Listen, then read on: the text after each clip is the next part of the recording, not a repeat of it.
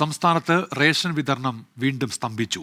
E-PoS machine തകരാറിലായതാണ് പ്രതിസന്ധിക്ക് കാരണം. തകരാർ പരിഹരിക്കാൻ നിർദ്ദേശം നൽകിയതായി ഭക്ഷ്യമന്ത്രി GR അനിലിന്റെ ഓഫീസ് അറിയിച്ചു. VA ഗിരീഷുണ്ട് തിരുവനന്തപുരത്ത് നിന്ന്. ഗിരീഷ്, എന്തൊക്കെയാണ് വിവരങ്ങൾ? ഉന്മേഷ്, റേഷൻ വ്യാപാരികളുടെ സമരത്തെ തുടർന്ന് ഇന്നലെ രാവിലെയാണ് റേഷൻ കടകൾ വീണ്ടും തുറന്ന് പ്രവർത്തിച്ചത്. 4 ദിവസത്തെ ഇടവേളയ്ക്ക് ശേഷം റേഷൻ കടകൾ ഇന്നലെ മുതൽ തുറന്ന് പ്രവർത്തിക്കുകയായിരുന്നു. എന്നാൽ ഇന്ന് വൈകുന്നേരത്തോടെയാണ് ഇ-പോസ് മെഷീൻ വീണ്ടും തകരാറിലായത്. സെർവർ തകരാറിനെ തുടർന്നാണ് പ്രതിസന്ധി ഉണ്ടായത് എന്നുള്ളതാണ് റേഷൻ വ്യാപാരികൾ ചൂണ്ടിക്കാണിക്കുന്നത്. ബയോമെട്രിക് ഓതന്റിഫിക്കേഷൻ പരാജയപ്പെടുകയായിരുന്നു മിക്കയിടത്തും. തുടർന്ന് മൊബൈൽ OTP വഴി റേഷൻ വിതരണം നടത്താൻ ശ്രമിച്ചെങ്കിലും ഇതും പരാജയപ്പെട്ടു.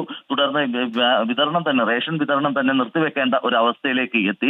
ഏതായാലും ഇപ്പോൾ ഭക്ഷ്യമന്ത്രിയുടെ ഓഫീസ് ഈ വിഷയത്തിൽ ഇടപെട്ടിട്ടുണ്ട്.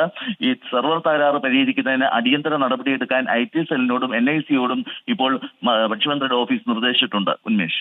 VA ഗിരീഷ്, തിരുവനന്തപുരത്ത്.